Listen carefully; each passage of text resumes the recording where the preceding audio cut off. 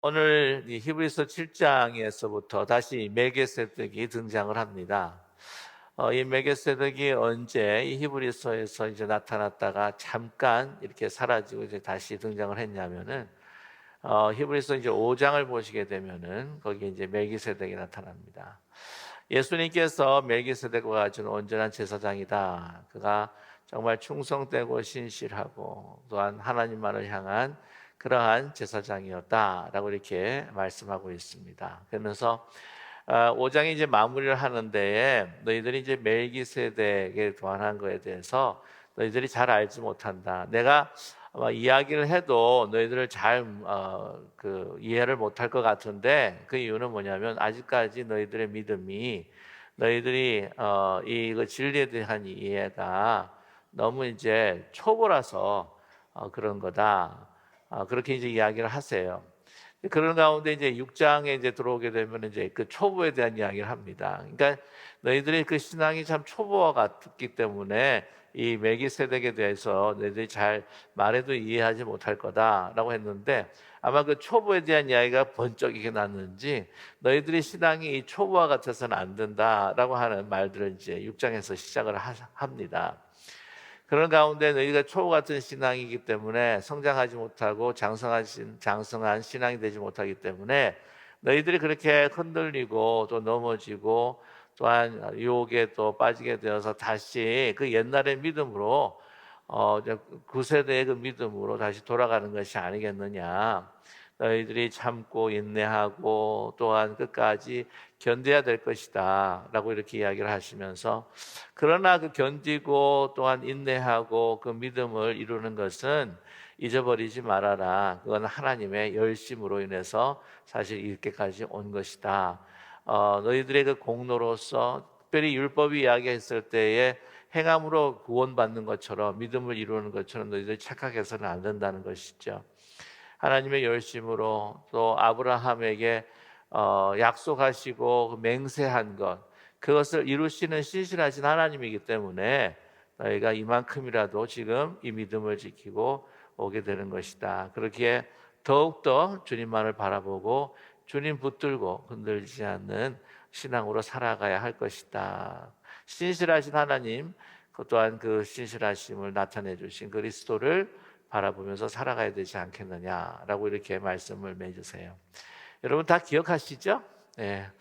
그러면서 이제 7장에 다시 이제 5장에서 이제 마무리 지지 못했던 이 멜기세덱에 대한 이야기를 이제 풀어서 그들에게 이제 설명을 하고 있습니다.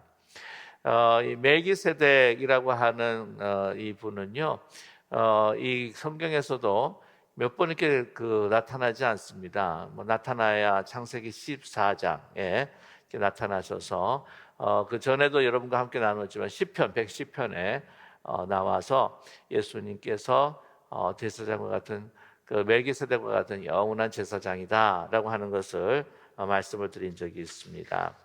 이 멜기세덱이 그 예수님처럼 그 영원한 제사장 또한 예수님께서 멜기세덱과 같은 영원한 제사장이라고 하는 그 시편의 그 말씀을 보면은 시편 110편 1절과 이제 4절에서 나타나게 되는데요.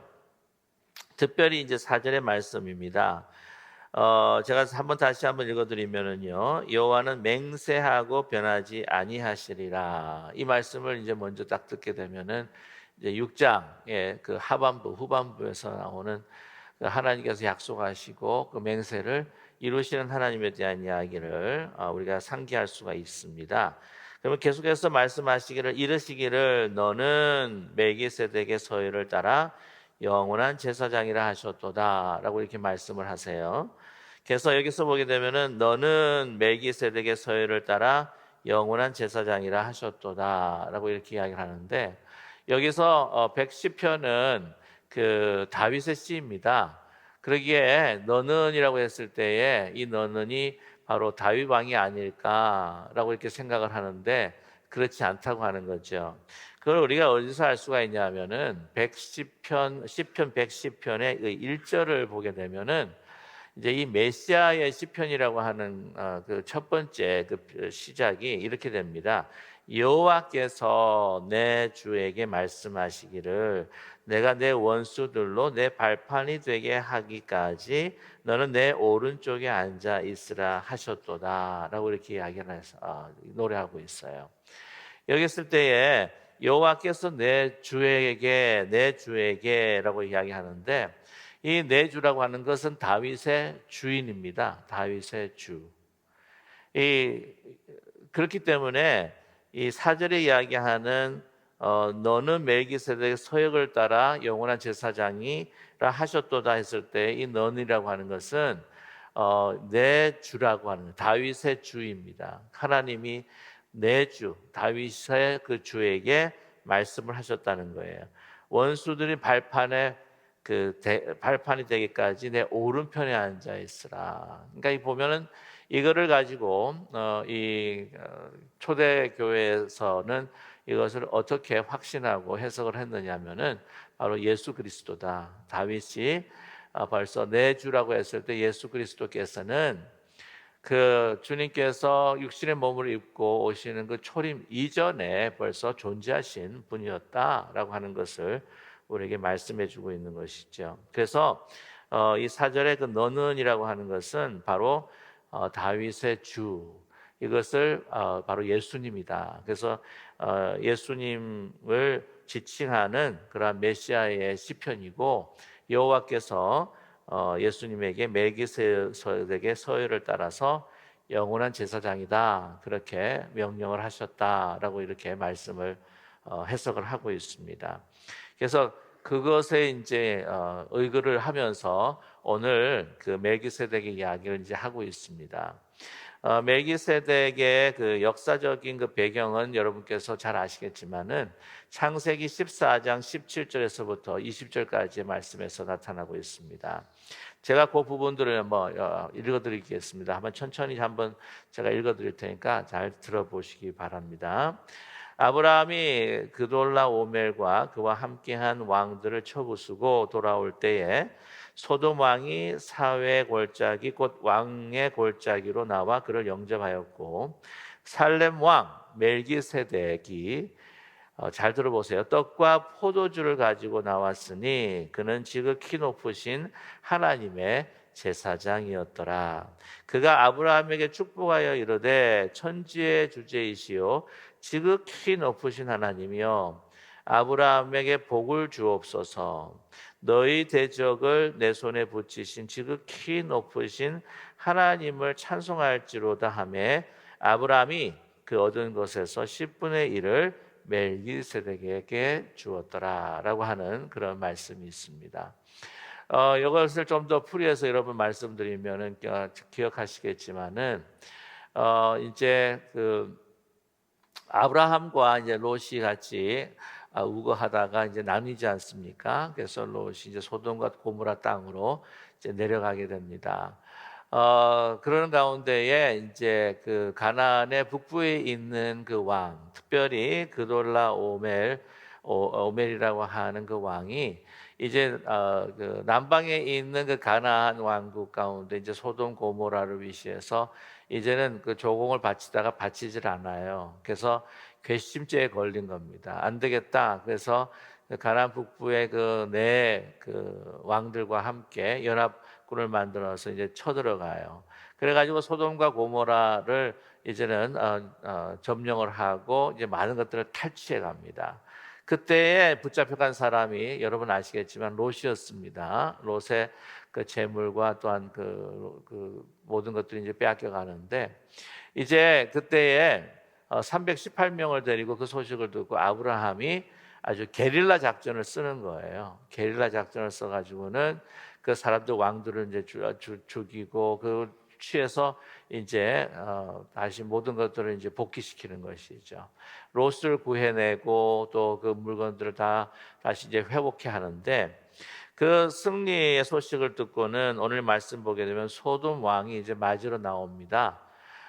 근데 소돔 왕뿐만 맞으러 나오는 것이 아니라 오늘 말씀 보게 되면은 살렘 왕이다. 살렘 왕 멜기세덱이 떡과 포도주를 가지고 나왔다고 하는 거죠. 그래서 이제 살렘 왕이라고 한다면 바로 많은 학자들은 이제 예루살렘의 왕이다라고 이렇게 이야기를 하고 있습니다. 그래서 이 예루살렘의 그 왕, 평화의 왕이죠. 그리고 멜기세덱이라고 하는 그 말은, 멜기라고 하는 말은 왕이라고 하는 말이에요. 그리고 세덱이라고 하는 것은 이제 히브리 말에 제덱이라고 하는 그 히브리 말에 보게 되면은 그 의라고 하는 말이 있습니다. righteousness라고 하는 거죠. 그래서 오늘 이제 말씀 가운데에 보시면 그 2절에 아브라함이 모든 것을 10분의 1을 그에게 어떻게 해요? 나누어 주니라. 그 이름을 해석하면 먼저는 의의 왕이다. 의의 왕, 멜기세덱. 이렇게 해서 그 의의 왕이다. 그렇게 이야기하고요. 그 다음은 살렘 왕이다. 예루살렘에서부터 온 왕, 그리고 예루살렘을 다스리는 왕, 곧 평강의 왕이다라고 이렇게 이야기를 하고 있습니다. 그 예루살렘이라고 하는 평화의 도시라고 하는 의미가 있잖아요, 그렇죠? 살렘, 샬롬이라고 하는 말입니다. 그래서 평화의 왕이다. 여기 보게 되면은요, 제사장에게 오늘 그 율법을 봐도 10분의 1을 드린다고 하는 것은 그 받는 대상이 바로 제사장의 직분이라고 하는 것입니다. 그래서 제사장이면서 왕, 이 그 두 조합이 그 두 타이틀을 동시에 가진다고 하는 것이요, 결코 가능한 것은 아니었습니다. 뭐만 제외하고 그가 메시아였을 때에 하나님께서 어려운 인류를 구원하시고 또한 이 모든 백성들을 이제 평화 가운데에 하나님 나라로 임하게 하는 메시아가 사실은 왕 대신 메시아가 되고 제사장이 되시는 이제 메시아가 된다고 하는 것이죠. 자, 그래서 이것을 보면서 시편 기자는요, 이제 제사장이다, 멜기세덱이 이제 왕일 뿐만 아니라 제사장이다라고 이렇게 기도하고 있다고 하는 사실입니다. 자, 그래서 이 역사적인 이제 사건들을 통해서 이 멜기세덱이라고 하는 그 왕이 왕뿐만이 아니라 이제 제사장이다. 그리고 그 멜기세덱은 다른 제사장과 틀리게 뭔가 정말 상징적인 것뿐만이 아니라 신비로운 그러한 인물이고 또한 제사장이고 이제 왕이다라고 우리에게 말씀해주고 있습니다. 그래서 이 예수님과 같은, 그래서 그 하나님의 아들과 같은 그러한 사람이다라고 하는 것을 또한 우리에게 말씀을 해주는 것이 이제 3절이에요. 3절 말씀 보면은 아버지도 없고 어머니도 없고 족보도 없고 시작한 날도 없고 생명의 끝도 없이 하나님의 아들과 닮아서 항상 제사장으로 있느니라 라고 이렇게 이야기 말씀하고 있습니다. 그래서 이 멜기세덱이 하나님의 아들은 아니에요. 하나님을 아들을 닮았다는 겁니다. 이제 어떤 분들은 이제 멜기세덱이 성자 되시는 그 예수님께서 그때 구약 시대 때에 현현하셨던 그런 분이 바로 멜기세덱이 아니냐 그렇게 이야기를 하는데, 오늘 히브리서를 보게 되면은 꼭 그렇지 않다고 하는 것을 우리가 알 수가 있어요. 하지만 이러한 제사장, 영원한 그 제사장, 그러니까 뭔가 신비롭고 뭔가 좀 상징적이고 또 우리가 인간의 그 차원을 넘어선 하나의 그 제사장의 그 반열이라고 하는 것, 그러한 종류의 제사장이 있다, 존재했었다라고 하는 것을 우리에게 증명을 해주는 것이 바로 이 멜기세덱이라고 하는 것입니다.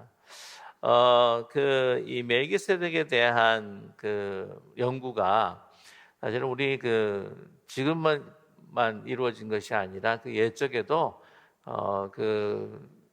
히브리 사람들의 사회 속에서도 역사적으로 보게 되면 계속 이 멜기세덱이라고 하는 분이 누구냐라고 하는 것을 계속해서 연구해 왔습니다. 그러니까 좀 이렇게 뭐라 그럴까요? 갑자기 이렇게 창세기에서 나타났다가 갑자기 이제 사라진 분이 아닙니까, 그죠? 그러니까 좀 신비로운 거예요. 오늘 이 3절의 말씀을 보게 되면 그 멜기세덱에 대한 기록이 너무나 많지 않기 때문에 너무나 사실은 없다고 볼 수가 있어요. 그래서 이거를 조금 그 특별한 해석을 한다고 한다면 이걸 소위 침묵의 해석이라고 이렇게 이야기를 합니다. 그래서 뭔가를 아무것도 이야기하지 않기 때문에 이분에 대한 해석이 너무나도 많아질 수 있는 그러한 그 인물을 그 침묵의 해석으로 이렇게 많은 상상으로 해석하는 분들이 참 많습니다. 그 보시게 되면은요, 이 유대의 그 전통 가운데에서 여러분께서 아시겠지만은 그 필로라고 하는 그 알렉산드리아에서 살고 있었던 아주 유명한 그 철학자가 있습니다. 주이시예요. 주이시 철학자 필로라고 하는 분이 있는데 이 필로라고 하는 분은 뭐라고 이야기를 했냐면은 그 멜기세덱이라고 하는 것은 로고스다. 그리고 하나님의 제사장이다. 그렇게 이야기를 합니다. 로고스라고 하는 것은 이 많은 이 만물들을 이 헬라 철학 가운데서는 이 만물들의 그 근원이 되는 하나의 그 지혜의 그 지혜의 실체다라고 하는 것이 바로 이 로고스라고 이야기하지 않습니까? 그러니까 여러분 한번 살펴보시면은요, 예수님이 말씀이라고 그러셨어요. 이게 말씀을 그래서 그때 말씀이라고 했을 때 요한복음 1장에 보게 되면은 그게 로고스라고 이야기를 합니다. 근데 이미 알렉산드의 그 필로라고 하는 철학자가 이 멜기세덱이라고 하는 건 어떤 인물이냐, 이제 로고스 그리고 하나님의 제사장이다라고 그렇게 그가 주장을 했습니다. 제가 지금 이렇게 주장하는 것을 여러분께 소개해 드리는 것은 뭐냐면은요, 그 예수님 당시 그리고 초대교회 당시 때에 이 멜기세덱이라고 하는 분이 역사적인 인물이면서도 이분이 굉장히 신비로운 인물. 그러니까 여러분 구약 같은 경우에도 굉장히 그 신비로운 인물들이 있었어요. 그죠? 예를 들자면 에녹 같은 분. 그 300년 동안 하나님하고 동행했다가 어떻게 됐죠? 그냥 죽음을 맛보지 않고 훌쩍 가버리셨어요. 그 나중에 보면은 그 이 에녹이라고 하는 분이 굉장히 신비로운 분이기 때문에 나중에 이 그 유대 사람들은 어떻게 그분을 또 어떻게 사용을 하냐면은 그 중간 시기가 있습니다. 그 신구약 중간사라를 여러분께서 연구를 해보시면은 그 신약이 나오기 이전에 구약이 이제 말라기로 끝나고 신약이 나오기 이전에 그 중간 한 400년 동안에 묵시문학이라고 하는 것들이 많이 나와요. 그 가운데에 에녹 1서, 에녹 2서, 에녹 3서 이런 것이 나와요. 그러니까 이렇게 훌쩍 떠나버리신 그 에녹이라고 하는 그 사람을 그분을 이제 이름으로 사용을 해가지고는 이렇게 묵시문학이 많이 나타납니다. 뿐만 아니라 여러분 엘리야 같은 경우에도 그렇죠. 엘리야 같은 경우에도 그냥 그 병거를 타고 그냥 하늘로 올라가 버리고 마세요. 말라기로 보게 되면은 엘리야 그 마지막 종말 때에 엘리야 선지자가 이제 오셔서 그 하나님의 그 종말과 그 메시아를 그 소식을 전하는 사람으로 이제 나타나는 것이 바로 또 엘리야 인물이기도 합니다. 그러니까 이렇게 보면 굉장히 신비에 쌓였던 인물이 이제 멜기세덱이었고, 또한 이 멜기세덱이 그렇기 때문에 유대 사람들이요 연구를 굉장히 많이 하고 그것에 대해서 자기들이 생각하고 상상하는 것들을 많이 주장했다고 하는 거죠.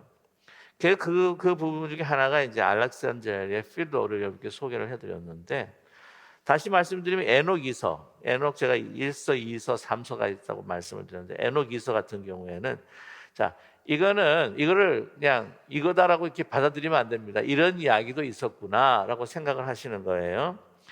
노아의 동생의 아내였다고 합니다. 그런데 그녀가 그 버진이었을 때, 처녀였을 때에 몸에서 난 아들이라 그러는 거예요. 처녀의 몸에서 난 아들, 멜기세덱. 그래서 노아의 홍수전에 에덴 동산으로 그냥 죽음을 맛보지 않고 들려갔다는 거예요. 들려가 가지고는 에덴 동산에서 머물다가 어떻게 해요? 그 슬쩍하고 이렇게 한번 아브라함에게 나타난 사람이다라고 하는 그런 주장을 또 하고 있습니다. 여러분이 아시는 그 쿰난 공동체 아세요? 쿰난 공동체.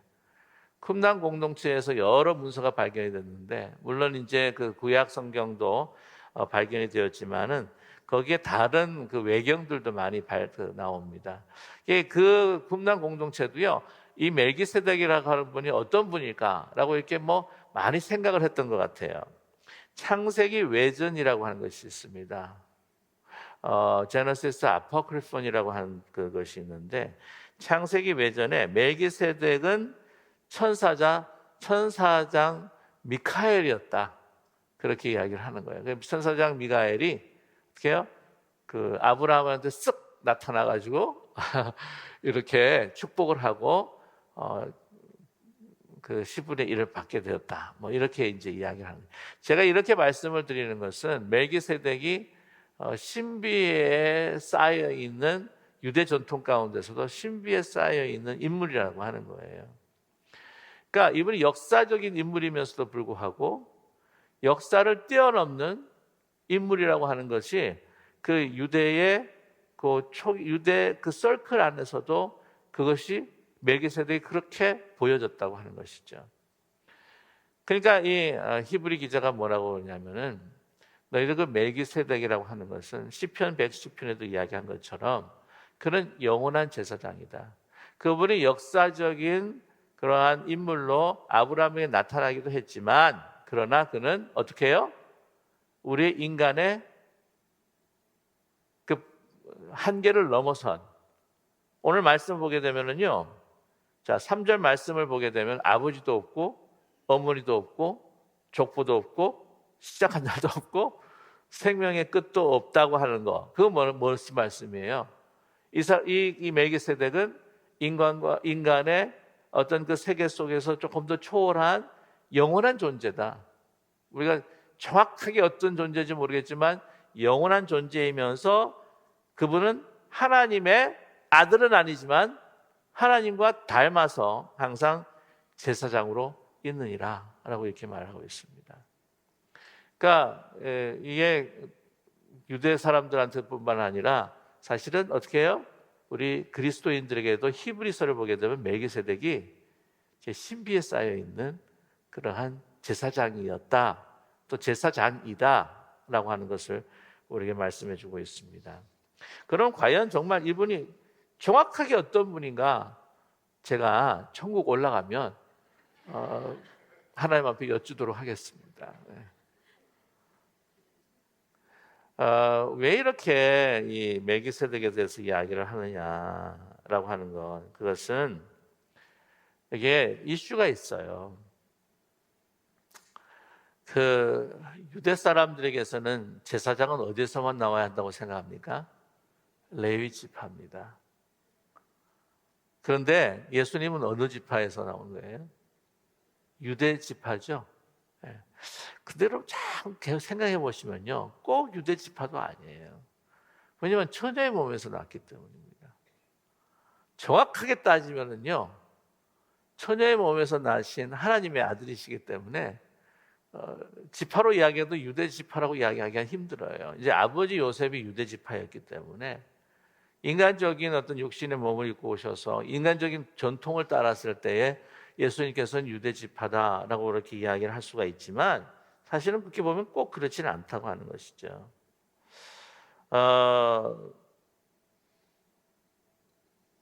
오늘 그래서 나중에 그 14절에도 이렇게 보시게 되면은, 우리 주께서는 유다로부터 나신 것이 분명하도다. 이 지파에는 모세가 제사장 되고 하는 말한 것이 하나도 없다. 모세가 이야기한 것은 무슨 지파만 이야기했죠? 레위 지파만. 하나님께서 레위 지파를 통해서 제사장이 있어야 된다고 하는 것을 이야기하는데, 그렇기 때문에 아니 우리의 모든 죄를 속죄하시고 또한 완전한 제사를 이루셨다고 하는 그 예수님이, 영원한 제사장이 어떻게 될 수가 있느냐. 그래서 그 유대교회에서, 유대 공동체에서 계속 이렇게 반문을 하는 거예요. 그건 아니다. 예수님은 유대 지파지 않느냐. 레위 지파에서만 나오는 게 그게 하나님께서 말씀하신 제사장이 될 수가 있지. 그랬더니 이 히브리 기자는 그렇게 이야기하는 거예요. 아니, 그게 아니라는 거죠. 하나님께서 보세요. 15절에 보면 15절에 보면 멜기세덱과 같은 별다른 한 제사장이 일어난 것이 기록에 있지 않느냐. 창세기에도 벌써부터 시작을 해서 그리고 중요한 것은 이 멜기세덱이라고 하는 이 제사장이 그럼 레위 지파에서 나오는 제사장보다 그러면 높으냐 낮으냐라고 하는 그러한 이 논제를 지금 오늘 본문에서 하고 계시다고 하는 거예요. 자, 보십시오. 오늘 이제 그 말씀을 보게 되면은 자, 5절의 말씀을 한번 보세요. 5절에 레위의 아들 가운데에 제사장의 직분을 받은 자들은 율법을 따라 어디에서 났다고요? 아브라함의 허리에서 난 자라도 자기 형제인 백성에게 10분의 1을 취하는 명령을 받았으니 라고 그렇게 이야기를 합니다. 자, 그래서 6절에 보게 되면 레위 족보에 들지 아니한 멜기세덱은 아브라함에게서 10분의 1을 취하고 약속을 받은 그를 위하여 복을 빌었나니. 자, 지금 멜기세덱과 아브라함의 그 만남이라고 하는 것이 사실은 히브리 기자가 우리에게 보여주고 싶어 하는 것은 아브라함이라고 하는 것은 누구의 조상이에요? 믿음의 조상이에요. 믿음의 조상. 그리고 이 멜기세덱은 이 믿음의 조상이었던 아브라함의 제사장이 되었다는 거죠. 그러니까 이 아브라함의 그 제사장이라고 한다면은 그 밑에 이 아브라함의 허리에서 난 사람, 이 말은 뭐냐? 아브라함의 후손이라는 겁니다. 아브라함의 후손. 아브라함의 후손이었던 레위 그 지파들, 그리고 이스라엘 그 백성들이 삼았던 그 지파들보다 그 레위 지파의 그 제사장보다 누가 더 높으냐? 누가 더 높은 거예요? 당연히 멜기세덱이 높은 거죠. 아침부터 이런 말씀을 드려서 죄송합니다. 좀 이렇게 너무 리얼하게 말씀을 드리면 민증 한번 까보자고는 한마디로 말하면. 아브라함 지금 모세와 아브라함의 그 서열을 보게 되면은요 어떻게 됩니까? 할아버지 중에 할아버지 계속 올라가야 되는 거거든요. 예. 그래서 한 16대 올라가야 되나? 하여튼 그 정도인데 정말 그 모든 이스라엘의 조상이 되고 근원이 되는 그 아브라함의 제사장하고 그 밑에서 난 아주 그 까마득한 그 후손의 제사장하고 어떻게 견줄 수가 있겠느냐라고 우리에게 말씀해주고 있는 겁니다. 그리고 보시게 되면은 논란의 여지 없이 우리 7절에 보게 되면은요 논란의 여지 없이 낮은 자가 어디요? 높은 자에게 축복을 받는다. 그러니까 아브라함보다 멜기세덱이 낮다는 말입니까? 높다는 말입니까? 높다는 말이죠. 예, 항상 두 번째가 답이라고 하는 걸 너무 잘 알고 계시네요. 이제. 여러분 이걸 보면서 그 높은 자가 낮은 자에게 사실 축복을 비는 거예요. 낮은 자가 보통 높은 자에게 하는 것을 송축이라 우리 축복한다, 그러니까 경외한다, 송축한다 그렇게 이야기를 하죠. 하나님을 송축합니다. 네, 축복이라고 하는 것은 높은 데에서 낮은 데로 하는 겁니다. 아버지가 아들에게, 할아버지가 손자에게 하는 제 축복이라고 하는 것이죠. 그렇기 때문에 여지없이 높으신 분이다. 높으신 그 멜기세덱이 그에게 축복할 수가 있다라고 하는 것입니다. 여러분 보면은 참 여기서 조금 사이드로 이야기를 좀 드리고 싶은 게 뭐냐면은 사람들이 참 무지한 게 여러분 우상 숭배라고 한다고 하는 거는요. 이게 참 무지한 겁니다. 이 말씀을 비해서 보게 되면 어떻게 높은 자가 낮은 자에게 복을 빌고 복을 달라고 하는지 모르겠어요. 하나님께서는 만물을 창조하시고 우리로 하여금 다스리라고 하셨는데 우리는 어떻게 해요? 그 다스릴 대상을 우상으로 섬기는 거예요. 근데 결국에는 자기 숭배가 바로 이제 우상 숭배라고 이야기할 수가 있는데, 아니 자기가 다스려야 할 대상을 어떻게 해요? 나에게 복을 달라고, 나무에게, 그 동물에게, 그 정령들에게 뭐 이렇게 막 우상화하는 거 보게 되면 얼마나 무지한 건가. 축복을 달라고 했을 때는요 어떻게 합니까? 높으신 분, 자기보다도 더 위대하신 분. 그래서 우리가 위대한 그 분의 더 위대한 분의 더 위대한 분을 계속 올라가게 되면 그 끝에는 누가 계시죠? 하나님. 네. 물론 이 멜기세덱은 하나님의 축복을 캐리하면서 그것을 우리에게 주시는 하나의 전달자라고 우리가 말씀을 드릴 수 있지만 그분이 높으신 분이다라고 하는 것을 우리에게 말씀해 주고 계십니다. 그래서 보면은 자 보세요. 10분의 1을 레위 그 제사장들이 이제 받았다고 그렇게 이야기를 하는데 8절에 보세요. 또 여기는 죽을 자들이 10분의 1을 받으나 그 뭡니까? 누굽니까? 레위 제사장들이에요. 이 부분에 대해서 많이들 이렇게 어떻게 이걸 해석하는지 어려움을 겪으신 분이 있는데 다른 게 아니라 여기는 죽을 자들이 10분의 1을 받는다라고 하는 것은 레위 제사장들이 10분의 1을 받는 거예요. 저기는 산다고 증거를 얻은 자가 받느니라. 이건 영원하신 제사장 멜기세덱이 받았다는 것입니다. 그러니까 우리가 죽는 자에게 10분의 1을 드려야 할 건가? 아니면 어떻게 해요? 영원히 사신 분한테 드려야 할 건가? 여러분 이거는 뭐 우리가 생각할 필요가 없지 않겠느냐라고 이렇게 말씀하시는 것이죠. 그래서 다시 한번 반복을 합니다.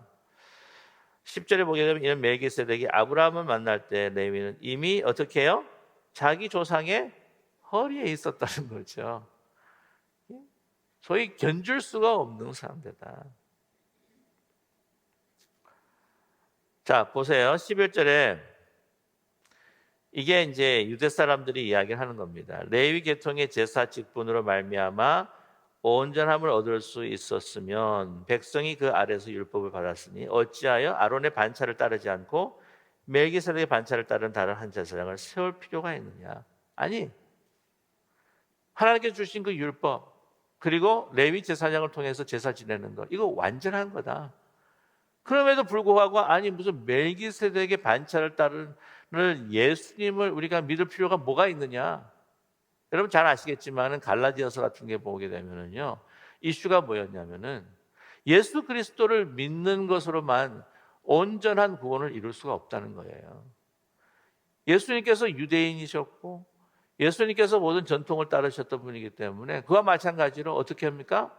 예수님처럼 우리도 유대 절기를 지키고 할례를 받고 해야 온전한 구원에 이르지 않겠느냐? 여러분 그렇게 이야기하는데도 혹 하고 넘어가실 수 있지 않겠어요? 우리 기쁜 우리 교회 분들은 안 그렇습니다. 그러니까 그걸 따라하는 사람들이 있는 거예요. 그러니까 막 바울이 막 화가 나는 거죠. 아 너희들은 어떻게 성령으로 시작했다가 육체로 마치려고 하느냐? 은혜로 시작했다가 어떻게 율법으로 마치려고 하느냐? 그렇게 이야기하는 겁니다. 그러니까 지금 있는 역사적으로 내려온 전통, 그 율법 이런 것으로 인해서 그걸로 계속해서 구원을 주장하는 그 유대교의 그 믿음 그것을 어떻게 해요? 그것을 넘어서신 분, 모든 시공간을 넘어선 멜기세덱과 같은 바로 예수 그리스도가 있음에도 불구하고 너희들은 왜 그것을 보지 못하느냐고 히브리 기자가 이야기하는 거예요. 저도 이제 지난 2월 달에 성지순례를 다녀왔습니다만은, 여러분, 성지순례를 이제 가는 목적이, 거기 가면은 예수님이 더 있을 것 같아서 가는 건 아니에요. 부활하신 예수 그리스도는요, 거기도 계시지만 여기도 계시는 줄로 믿습니다. 거기 가는 이유는, 거기 가면은 성경을 조금 더 깊이 이해할 수 있고, 또한 그 역사 가운데에서 그 땅을 이제 밟으면서 우리가 같이 이렇게 묵상을 하는 가운데에 좀 더 우리한테 리얼하게 이모션이나 우리 지속으로 그 성경을 좀 더 깊이 이해할 수 있는 것으로 인하여서 내가 좀 더 은혜를 받는 것이죠. 그 예수님의 부활하신 영이 거기에 더 충만하고 여기는 덜 충만하고, 그래서 가는 게 아니라는 사실입니다. 여러분 믿으시죠? 뭐냐면 부활하신 예수님은요, 승천하시고 난 후부터, 이 땅에 오시기 전도 그렇지만 승천하시고 난 후부터는 모든 민족과 인종과 시간과 공간을 초월한, 이제부터는 예수님은 유다 족속이 아닙니다.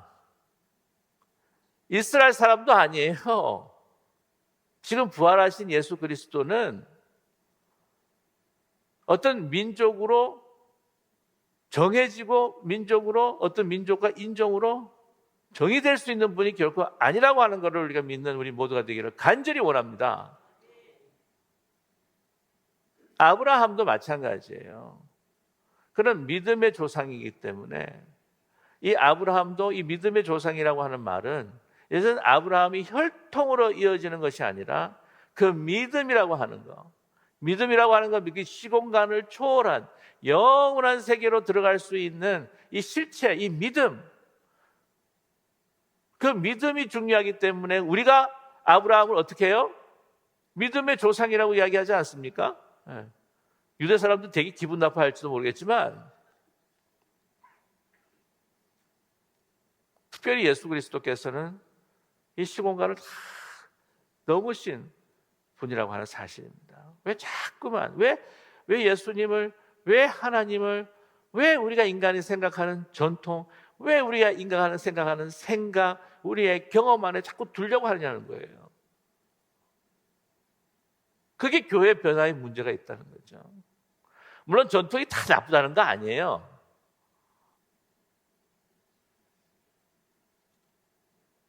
그래서 오늘 말씀 보게 되면 12절이에요. 제사 직분이 바꾸어졌은 즉 모두 바꿔진다? 율법도 반드시 바꾸어진다. 여러분, 이게 바뀌어진다고 하는 것이, 이건 없애버리고 이거 새 거다가 아니라, 지금 이것을 어떻게 해요? 더 차원을 넘어서서 완전케 하는 그것으로 바뀌어져야 되지 않겠느냐.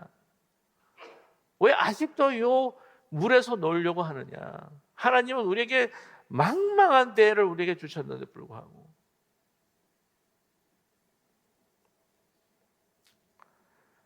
그래서 오늘 이 말씀, 멜기세덱, 예수 그리스도, 그렇기 때문에 이 예수 그리스도는 그 유대의 전통을 따라서 오시는, 전통을 따라서 우리가 섬기는 제사장이 아니라 바로 우리 모든 민족과 열방을 향한 그 역사의 지평을 넘어서서 모든 인류와 그 시간과 공간을 넘어선 바로 온전하신 예수 그리스도, 멜기세덱과 같은 제사장이라고 하는 것을 너희들 잊지 말아다오. 그들이 레위 전통을 이야기하고 완전하지 못한 하나님의 그 율법을 완전케 하시는, 제사를 완전케 하시는 왕 같은 왕이요 우리 제사장이 되시는 예수 그리스도가 그 어떤 율법보다도, 그 어떤 제사 방법보다도 최고의 분이고 탁월하신 분이다 라고 하는 것을 잊지 않는 너희들이 되기를 간절히 바란다 라고 하는 히브리 기자의 이 부탁의 음성을 우리도 함께 들을 수 있는 우리 모두가 되기를 간절히 소망합니다. 그래서 저희들도요, 한번 가만히 우리가 생각을 하면서 내가 경험하고 내가 생각하고 내가 가졌던 어떤 그러한 우리 신앙의 그 전통으로 하여금 그걸 벗어나지 못하는 그런 저희들이 되는 게 아니라 항상 늘 더 크게, 더 넓게, 더 높게, 더 깊게 이 신앙의 세계를 우리 주님과 함께 같이 이렇게 품을 수 있는 우리 저와 여러분 되시기를 주님의 이름으로 간절히 축원합니다.